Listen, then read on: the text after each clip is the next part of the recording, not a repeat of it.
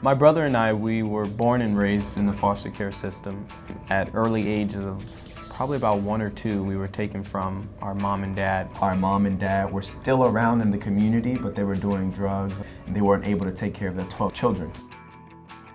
Our experience is a little bit different than many of the other foster youth experiences because we were in legal guardianship by our great uncle and our great aunt. We definitely were in the full-fledged foster youth system. A lawyer, caseworker, social worker. Education, we knew that it was something that we were going to be pursuing our whole life. The privilege we had was the opportunity to stick together. I think that's what made us stronger. I don't know if we were separated within the foster care system, I don't know where we would be. We were in the same grade, some of the same classes even, and our uncle really took us under his wing. With our other siblings, they were more tied up with the streets. There were drive-bys at their house, a lot. There were people, getting pregnant. They were dealing, and so on and so forth. So we were able to really just be blessed and be comforted by our uncle. And for me, I think that that's the importance of what foster parents and what guardians and mentors do is that they're persistent, they're consistent, and that they care, and they let that known. So my brother and I, we tried to stay clear from it by just staying focused in school. And then our 12th grade year, we were introduced to the idea of college. What was challenging for us is that we didn't want to leave each other. We felt like that we could thrive together, and I didn't want to miss him for 4 years. But we decided to go to the same school. 2 boys from Compton trying to make it in such to us, a large institution. And we know with being in the foster care system that it would be challenging to navigate a college life all alone. I struggled with seeing many people that looked like me in the classroom, but it only taught me to fight harder and to go after something that I always wanted. Out of the 12 siblings, we were the only 2 to complete a 4-year college career.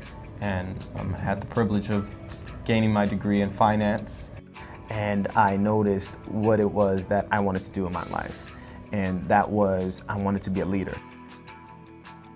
Our great uncle, he wasn't able to make it to our graduation. I feel like that was the hardest moment for us because everything that we had done to that point was for him, but then we realized it was also for us. We knew that we had accomplished something that most foster youth don't get an opportunity or a chance to do so, and that many black males don't have a chance to do so as well. To get to where we are today, it wasn't easy. But I'd say one thing that made me continue down the path that I was going was to identify right versus wrong. Holding on tighter to the successes than the failures, and holding on tighter to the good than the bad. My positives outweigh my negatives every day. We're walking. There's some people who aren't. We're talking, we're breathing. There's some people who aren't. So find that 10%, that 1% of what you are privileged with, and you give gratitude to it. Mm-hmm. We start empowering ourselves to move forward. If we had our parents, I wonder if we would be in the same position that we are today. I wonder if I would be in grad school, if I would have graduated high school, if he would be involved in finances, or, if we would have a home to live in. So when you think about it, I think it very is so serendipitous in a way that it was meant to be this way.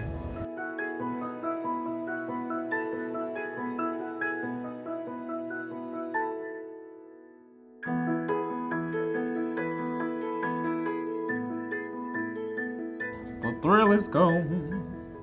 The thrill is gone away. That's one of our Keep your thrill. songs.